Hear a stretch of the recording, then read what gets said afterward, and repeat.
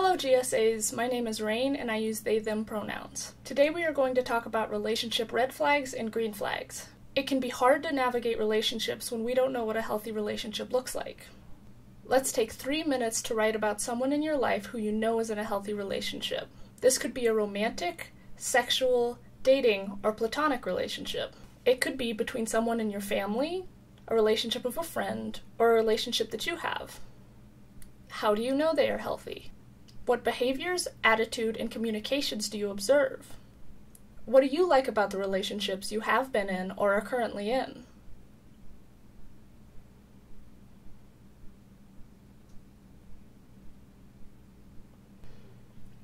Pair share. Turn to the person next to you and tell each other 3 things you need in a romantic and/or sexual relationship in order for the relationship to be healthy and/or positive.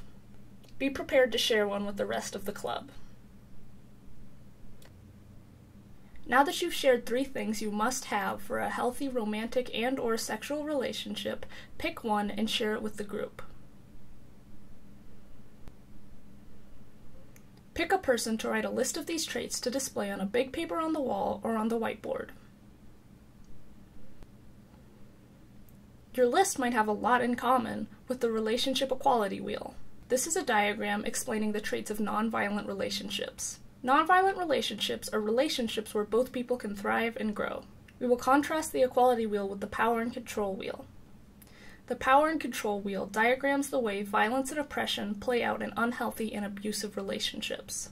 This power and control wheel includes ways LGBTQ+ identities are exploited in intimate partner violence. It is called the power and control wheel because people in unhealthy relationships exert control over their partner to feel powerful.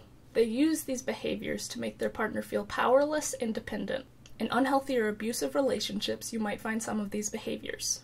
Maybe one behavior on its own doesn't seem that extreme, but when you look at all the behaviors together, it creates a pattern of power and control that leaves a person feeling small and trapped. Inversely, healthy relationships might have some but not all of the qualities on the equality wheel and may have some unhealthy traits. This could be a place for the partners to focus attention on finding nonviolent ways of relating. We will be talking in detail about abusive behavior. These conversations can trigger panic and dismay in people who have experienced or witnessed this kind of violence. You may need a break from this video or this conversation. You may also choose to talk to a trusted adult or access resources such as a rape crisis center. Know that needing breaks and asking for support is vital to self-care and healing. When the language in the power and control wheel refers to you, it is referring to a survivor, but anyone can be abusive and anyone can be abused. The top of the power and control wheel, look at the category of using intimidation. Making you afraid by using looks, gestures, and/or actions. Smashing things, abusing pets, displaying weapons.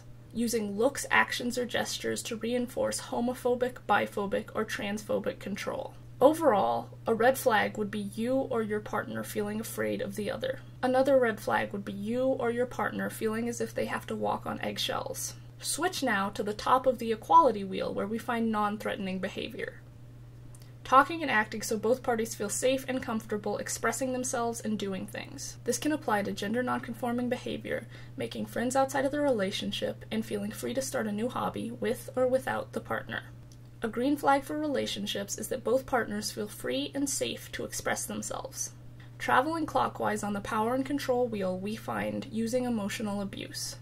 Putting you down, making you feel bad about yourself, calling you names, using mind games. Making you feel guilty, humiliating you, questioning if you and/or your identity is valid. Reinforcing internalized homophobia, biphobia, and/or transphobia. Emotional abuse is often not visible to friends and family. The effects of emotional abuse can be just as traumatic as physical abuse, and they often go hand in hand. Gaslighting is one example of emotional abuse. The term is coined from the 1944 film Gaslight, where a husband causes the gaslights to flicker. When his wife comments on this, he denies it is happening and questions her mental stability. This causes the wife to doubt her perception, and he doubts her sanity. Red flags for emotional abuse would be sudden loss of self-confidence, not doing things to avoid criticism, overwhelming guilt, and deep confusion about what is real. So instead of emotional abuse, we look for respect in relationships. Respect, listening to each other non-judgmentally, being emotionally affirming and understanding, listening and respecting each other's opinions. One example of being emotionally affirming is when someone is crying, not arguing with them about why they are sad, but instead sitting with them and understanding their feeling of sadness. Respecting their feelings as real is emotionally affirming. A green flag would be feeling respected and understood as an individual. Next up is using isolation. Controlling what you do, who you see or talk to, limiting your outside activities, using jealousy to control you, making you account for your whereabouts, saying nobody will believe you, especially not if you're lesbian, gay, bisexual, or trans, not letting you go anywhere alone. The red flag here is not being able or feeling safe to spend time with your friends and family. The inverse of that is trust and support, supporting each other's goals in life, respecting each other's rights to their feelings, friends, activities, and opinions. When there is trust between two people, they can be independent and love each other. It doesn't have to be always together or never together. There are healthy ways to be apart and to spend time together. A green flag here would be feeling happy when you are together and also spending time with other people. At the bottom of the power and control wheel, you see denying, minimizing, and blaming. Making light of the abuse, saying it didn't happen, shifting responsibility for abusive behavior. Saying it is your fault, you deserve it, or accusing you of mutual abuse. Saying women can't abuse women, men can't abuse men, or claiming it's just fighting and not abuse. So red flags here would be if you or your partner is feeling hurt but that pain is not acknowledged honestly. Another red flag is if you or your partner do not take responsibility for your actions or the impact of said actions. The opposite of that is honesty and accountability. Accepting responsibility for self, admitting use of past violence, admitting being wrong, communicating openly and truthfully. A green flag here would be you and your partner taking responsibility for your actions and the impact they have on one another. Another green flag would be a good apology when harm gets done. See the module on the parts of a good apology. The next category of power and control is using children. Making you feel guilty about the children, using children to relay messages, threatening to take the children, threatening to tell your ex-spouse or authorities that you are lesbian, gay, bisexual, or trans so that they will take the children. A red flag here would be if you or your partner feel guilty about having children. Behaviors of an equal relationship look like shared responsibility, mutually agreeing on a fair distribution of work, making family decisions together. A green flag for this would be each member of the family getting some of what they want. All adults in the family share responsibility for caring for the family and the living space. Everyone has some aspects of their identity that are rewarded in our culture. This is called privilege. Some examples of privilege are being white, cisgender, heterosexual, male, able-bodied, being neurotypical, English-speaking, having a U.S. residency, a middle-class or higher family income, and so on. If one partner has more privilege than their partner, they can use that privilege to hold power or control over the other partner. Using privilege, treating you like a servant, making all the big decisions, being the one to define each partner's roles or duties in the relationship, using privilege or the ability to pass, to discredit you, put you in danger, cut off your access to resources, or use the system against you.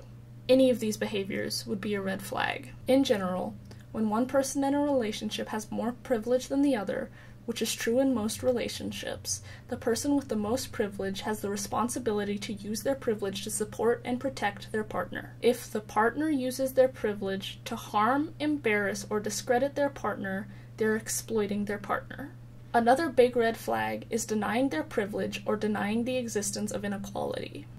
We don't have equality for this one on the equality wheel, but if we did, it would be acknowledging privilege and working to unlearn cis-heteropatriarchy in our own behaviors and beliefs, as well as in our community. A green flag here would be if you and your partner listen to and believe each other when you share your experiences of injustice. You and/or your partner advocates on each other's behalf, and also for those with marginalized identities. You and/or your partner amplify the voices of the underprivileged. Another green flag is when everyone in the relationship does the work to understand their privilege and commit to ongoing learning. Money is a common source of conflict in relationships. How a person manages money shows where their values are and who has the power to make decisions. Using economic abuse, preventing you from getting or keeping a job, making you ask for money, interfering with work or education, using your credit cards without permission, not working and requiring you to provide support, keeping your name off of joint assets. A red flag is when you or your partner is kept in the dark about income, debt, or other financial concerns. Healthy relationships have an economic partnership, making money decisions together, making sure both partners would benefit from financial arrangements. A green flag here would be before going on a date that costs money, both partners have a conversation about how much it will cost and who will pay. The last wedge of the power wheel is using coercion and threats, making and/or carrying out threats intending to harm you, threatening to leave or commit suicide, driving recklessly to frighten you, threatening to out you, threatening others that are important to you, stalking. These behaviors are present when someone does not want to share decision-making power. The equitable relationship behavior would be negotiation and fairness, seeking mutually satisfying resolutions to conflict, accepting change, being willing to compromise. Green flag, conflict gets resolved and both people are equally happy with the outcome. There you have the power and control wheel and the equality wheel. Return now to the list you made together at the start of this module. Discuss where each of them fit on the equality wheel. What other traits would you like to add to that list? As usual, please take out your phones and each person please fill out your very brief survey. See the facilitator's guide for more resources and to print out the power and control wheel and the equality wheel.